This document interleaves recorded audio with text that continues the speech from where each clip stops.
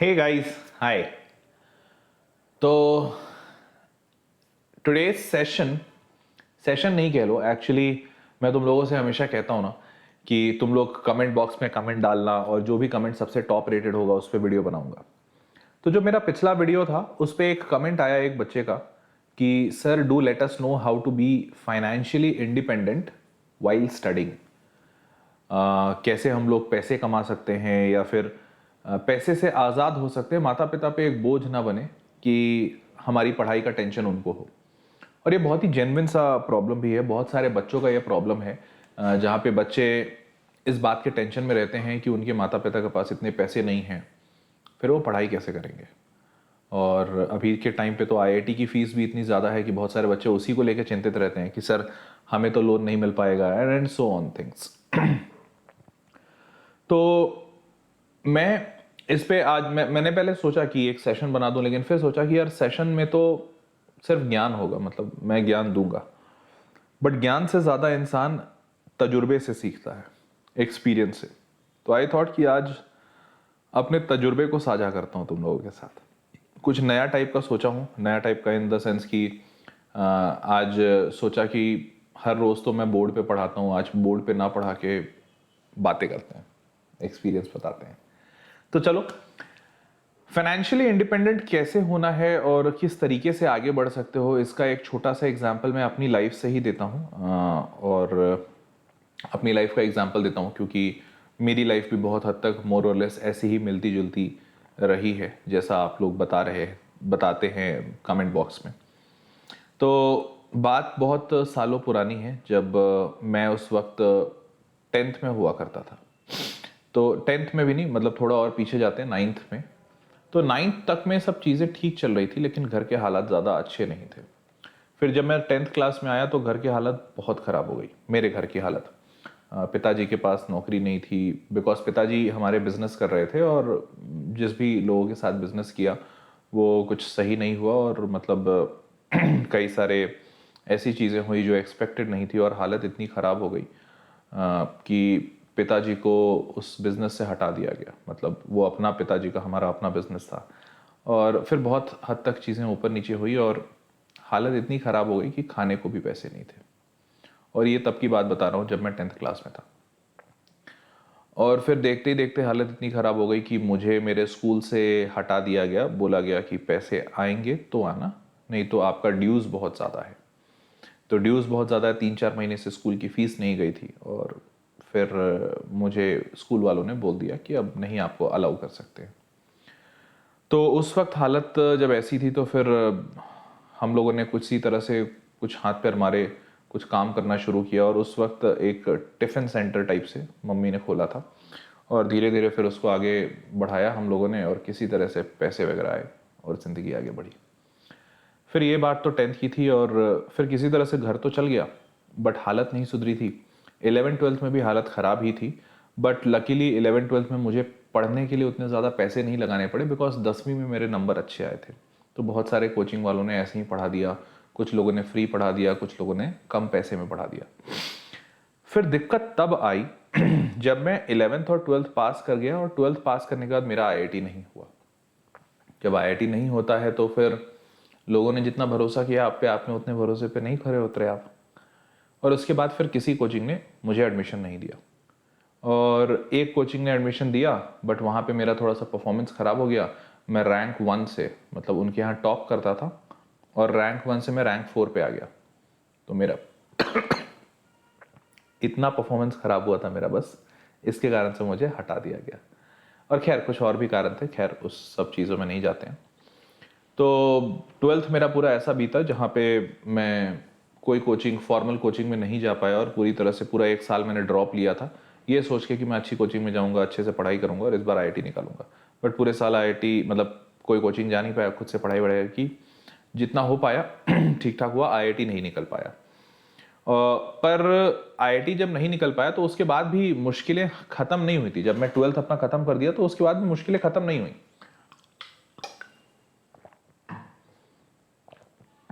मुश्किलें उस वक्त शुरू होने वाली थी, और मुझे बिल्कुल इसका अंदाज़ा नहीं था। पहली मुश्किल तब हुई जब मुझे कॉलेज जाने के लिए भी मेरे पास पैसे नहीं थे, और मैंने कभी ये सोचा नहीं था, मुझे तो ये लगा था कि यार जद्दोजहद है घर में और किसी तरह से मैनेज हो जाएगा, और जब कॉलेज का टाइम आएगा तब तक पिताजी कुछ मैनेज कर लेंगे या कुछ पैसे कहीं से आ जाएंगे। बट जब मेरे कॉलेज के एडमिशन की बात शुरू हुई और जब पता चला कि भाई कहाँ कैसे कितने पैसे देने हैं, तो उस वक्त महज सिर्फ 25-30 हज़ार रुपये चाहिए थे। बट उतने पैसे भी नहीं थे मेरे पास। 2-3 लाख रुपए तो छोड़ दो, अगर आईआईटी वगैरह में हो जाता तो पता नहीं कैसे होता, मतलब मैं तो जा ही नहीं पाता। फिर किसी तरह से पिताजी ने फिर से मैनेज किया, लोगों से उधार मांगे, पैसे आए किसी तरह से। तो पिताजी के पास 40,000 रुपीज़ आए थे, और बहुत टाइम से घर का किराया भी नहीं गया था। तो पिताजी ने किसी तरह से किराया दिया और मुझे 30,000 रुपये दिए कि बेटा इससे अपने कॉलेज का एडमिशन करा लो। तो मैं एक कॉलेज में गया, बीआईटी जिससे मैं पढ़ा, भिलाई इंस्टीट्यूट ऑफ टेक्नोलॉजी, और वहाँ पे जाके पैसे मैंने दे दिए और एडमिशन ले लिया। और जैसे ही मैंने वहाँ एडमिशन लिया तब मुझे पता चला, मेरे घर पे लेटर आया that you have been selected for NIT. अब नेशनल इंस्टीट्यूट ऑफ टेक्नोलॉजी में मैं सेलेक्ट हो गया था और मैं एक प्राइवेट कॉलेज में जाके एडमिशन ले चुका था। अब उस एनआईटी में एडमिशन लेने के लिए, सीट कंफर्म करने के लिए मेरे को 35,000 रुपीज़ चाहिए थे, और वो पैसे मेरे पास नहीं थे। तो मैंने मम्मी को बताया, उस वक्त माँ थी घर में और रोटी बना रही थी, मुझे आज भी वो वाकया बिल्कुल अच्छे से याद है। माँ रोटी बना रही थी और मैंने बोला, मम्मी पता है एक अच्छी बात है। तो मम्मी बोली, क्या बात है? तो मैंने बोला, माँ मेरा सिलेक्शन हो गया एनआईटी में। तो मम्मी बोली, वाह बेटा वाह, मतलब मम्मी बहुत खुश हो गई। मैंने माँ का पैर छुआ।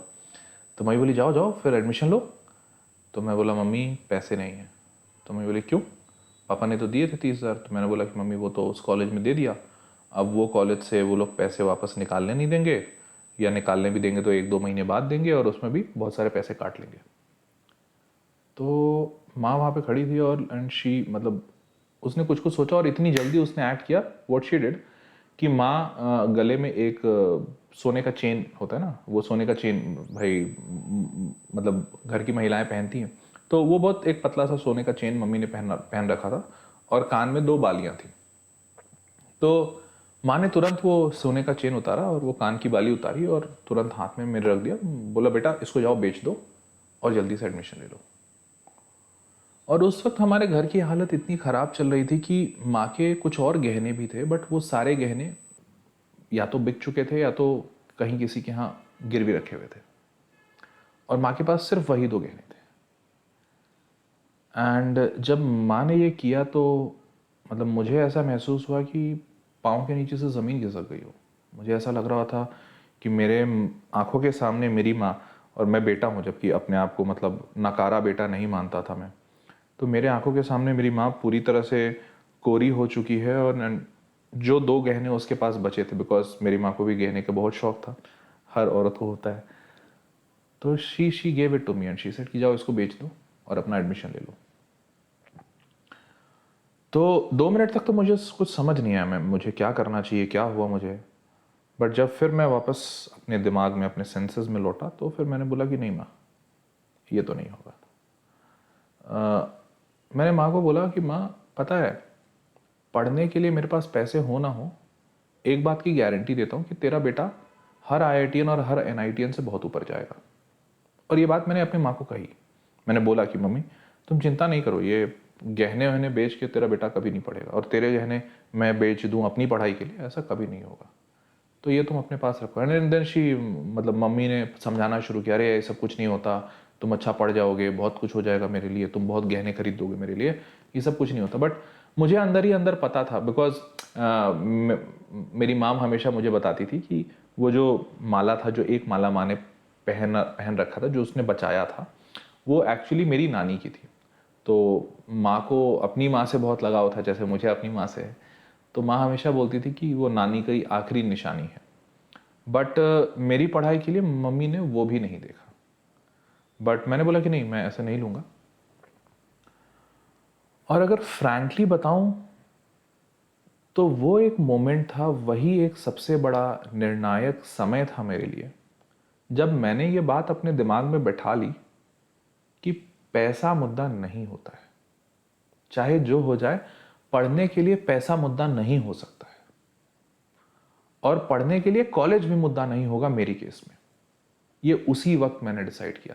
मैंने खुद को समझाया कि यार बेटा हर्ष प्रियम, तुम इतने बेकार और नालायक इंसान हो ही नहीं सकते हो कि तुम्हारा आने वाला कल 2 रुपए, चंद पैसे या कोई एक कॉलेज डिसाइड करे। और यही सेम बात मैंने मम्मी को भी बोली। मैंने बोला माँ, ऐसा नहीं होगा, तेरा बेटा तेरे गहने बेच के पढ़ ले, ऐसा ऐसा तो मुमकिन ही नहीं है।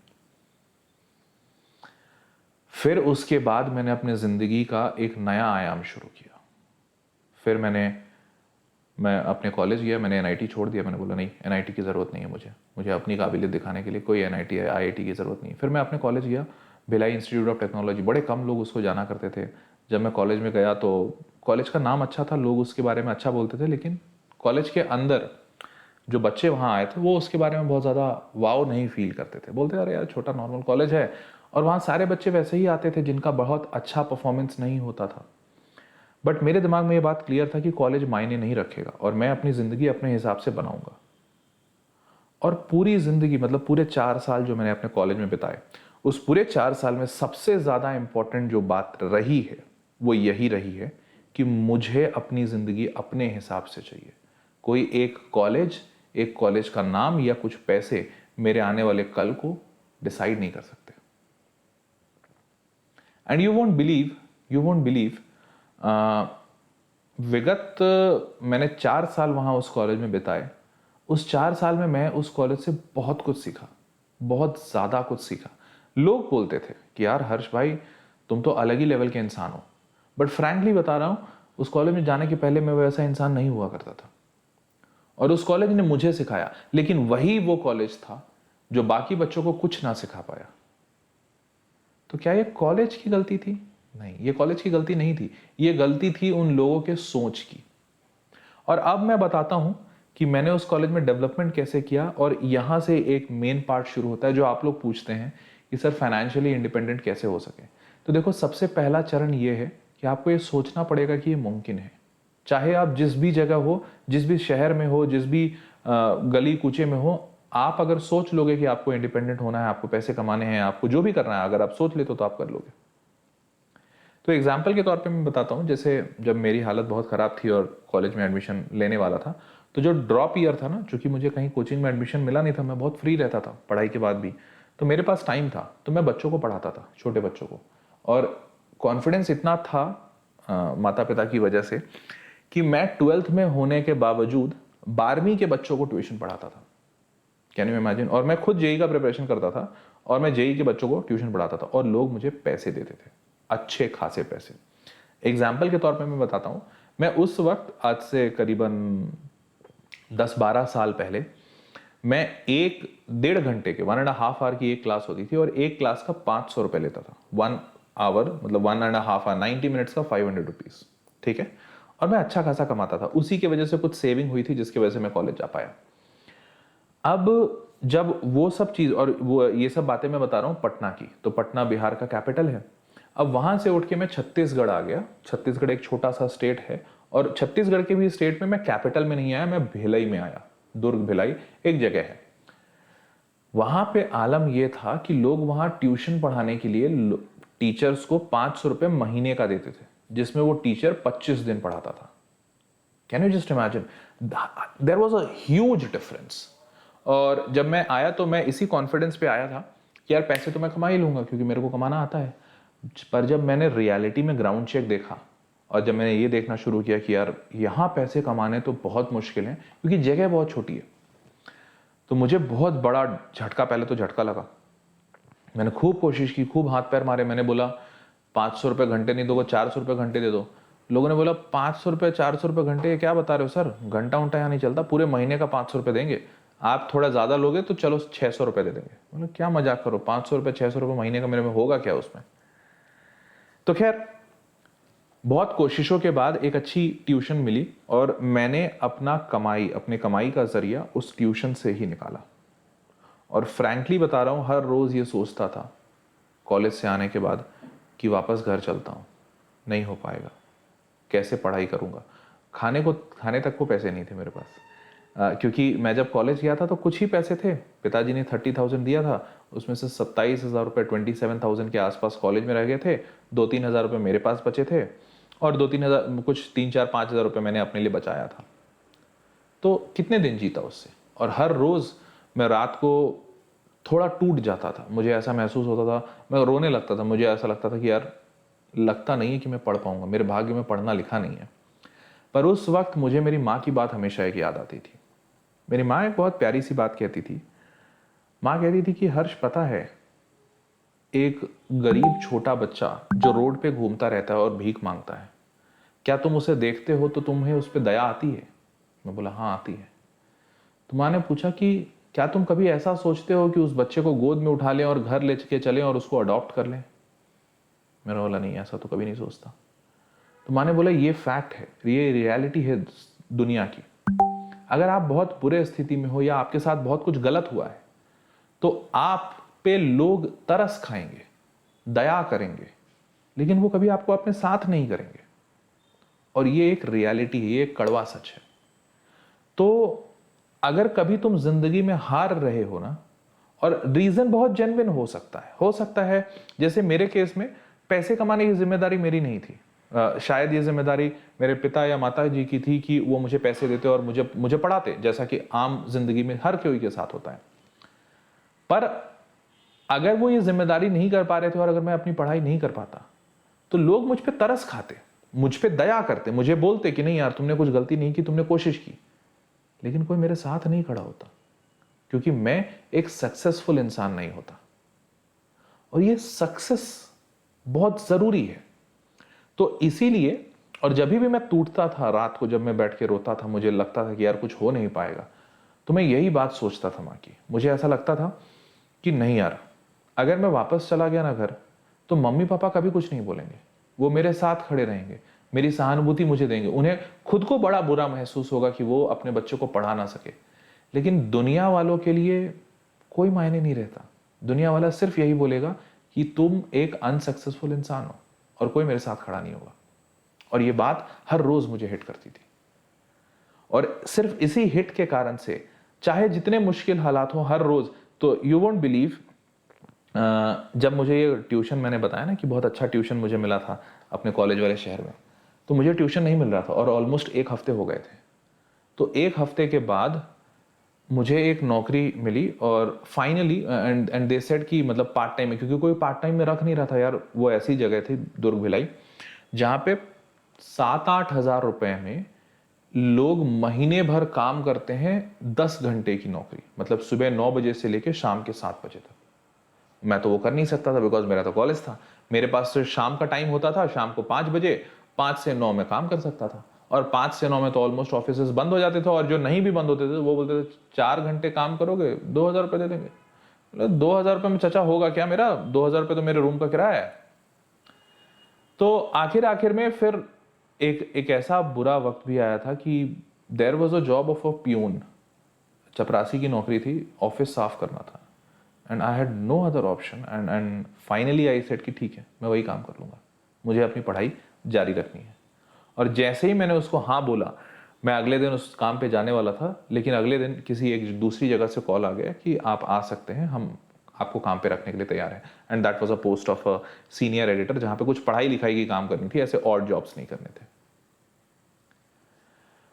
तो इस पूरे वाक्य में मैं आपको बताना ये चाहता हूं, मैंने अपनी जो पढ़ाई की है, जब मैं फाइनेंशियली इंडिपेंडेंट था तो उसमें एजुकेशन बहुत बड़ा पार्ट था। मुझे हमेशा से पढ़ाई से बड़ा इंटरेस्ट रहा है, तो मुझे हमेशा ये बात पता थी कि मैं बच्चों को पढ़ा सकता हूँ, मुझे आता है पढ़ाना। तो ये मेरा हमेशा एक सेवियर रहा है। बट इन सब से ऊपर मैं आपको हमेशा एक और चीज बताऊंगा, जिसके लिए मैंने इतनी पूरी कहानी सुनाई, कि ये ट्यूशन पढ़ाने वाला जो सेवियर था ना, ये भी एक टाइम पे फेल हो रहा था जब अपॉर्चुनिटीज ही नहीं थी। मैं एक ऐसे जगह पे जाके फंस गया था जहां पे पढ़ाने की ही अपॉर्चुनिटी नहीं थी। तो उस जगह से मैं वापस कैसे निकला और कैसे लड़ा, वो मेरे अंदर का स्टिंग था, वो मेरे अंदर की वो जिद थी कि नहीं, करना तो है ही, वापस लौट के नहीं जाना है, क्योंकि अगर लौट के चला गया तो लोग पूरी जिंदगी मुझ पे सिर्फ तरस खाएंगे, लोग पूरी जिंदगी सिर्फ मुझ पे दया करेंगे, दोस्ती कोई नहीं करेगा। तो मेरे प्यारे बच्चों, इस बात को हमेशा ध्यान रखना। आप मुझसे कई बार पूछते हो सर फाइनेंशियली इंडिपेंडेंट कैसे होंगे, ये कैसे करेंगे, वो कैसे करेंगे। बिलीव मी, मैं बता भी दूं या ना भी बताऊं, दोनों से फर्क नहीं पड़ता। फर्क सिर्फ एक बात से पड़ता है कि क्या तुम अपने अंदर एक पागलपन भरे हुए हो, अपने अंदर एक जुनून रखते हो कि हाँ तुम्हें कुछ चीज करना है या पाना है तो पाना ही है, चाहे जो हो जाए। अगर वो जुनून है ना, तो रास्ते खुद ब खुद बन जाएंगे। तुम्हें उसके बाद हर्ष प्रेम के पास आने की या XYZ के पास जाने की जरूरत नहीं पड़ेगी। तो ये जुनून बहुत जरूरी है, और इस जुनून को हमेशा अपने अंदर ध्यान में बना के रखना। कई बार मुझसे लोग मुझे मेल लिखते हैं, बच्चे मुझसे पूछते हैं कि सर मेरे फादर अल्कोहलिक हैं, क्या करना चाहिए, मुझे मम्मी पापा से सपोर्ट नहीं मिलता, क्या करना चाहिए, मुझे प्रेशराइज किया जाता है, क्या करना चाहिए। बेटा, ये जो स्टोरी में बताया, जैसे मेरे फादर अल्कोहलिक नहीं थे, बट उसके बाद भी मेरे पिताजी शायद वो पैसे नहीं कमा पा रहे थे जिसकी मुझे ज़रूरत थी। तो क्या मैंने अपने मैं अपने पिताजी को छोड़ देता या फिर मैं क्या करता? उसका कोई ऑप्शन नहीं था। तो आज अगर आपके पिताजी अल्कोहलिक हैं और आप ये कह रहे हो कि पापा अल्कोहलिक हैं इसलिए वो मेरी मदद नहीं करते हैं या फिर वो मेरा सपोर्ट नहीं करते हैं, तो आई वुड सिंपली से स्टॉप क्रिबिंग। इसके लिए कंप्लेन करना बंद करो, आगे बढ़ो और अपना काम करो, अपने आप को बेहतर बनाने के लिए कोशिश करो। तुम्हारे हाथ में क्या है वो देखो। तुम पढ़ सकते हो, पढ़ा सकते हो, कुछ और तुम्हारे अंदर टैलेंट होगा वो कर सकते हो, जो भी कर सकते हो। अगर पैसे नहीं है तो पैसे कमाने के रास्ते निकालो। पैसे क्यों नहीं है इसके कारण मत खोजने बैठो, इसके कारण हजार हो सकते हैं। और इन कारणों से फायदा क्या है, इससे फर्क क्या पड़ता है? पापा को जाके गाली दोगे, दे दो, क्या कुछ उससे बदलेगा? कुछ नहीं बदलेगा। पापा को जाके ब्लेम करोगे या मम्मी को जाके ब्लेम करोगे कि आपकी वजह से हमारी जिंदगी खराब है, कर लो, कोई दिक्कत नहीं है। शायद वो सुन लें, शायद वो ना सुने, बट बाहर दुनिया वालों को फर्क पड़ता है क्या? क्या कहीं तुम किसी के यहाँ जॉब मांगने जाओगे तो वो ये बात सुनेगा कि आपके पिताजी अल्कोहलिक हैं या फिर आपके माता पिता आप पे ध्यान नहीं देते, प्रेशर करते हैं और इसलिए आप अच्छा नहीं पढ़ पाए? They won't give a damn to it. तो इसीलिए मेरे बच्चों, हमेशा ध्यान रखना, जज्बा अपने अंदर रखो कि तुम्हें कुछ करना है, रास्ते अपने आप खुलते जाएंगे। कैसे पैसे कमाने हैं ये मुझे कभी किसी ने नहीं सिखाया। आज जितने पैसे मैं कमाता हूँ, मेरे पिताजी उतने पैसे पूरे लाइफ में कभी नहीं कमाए, और इसलिए मेरे पिताजी ने मुझे कभी नहीं बताया कि पैसे कैसे कमाने हैं हर्ष।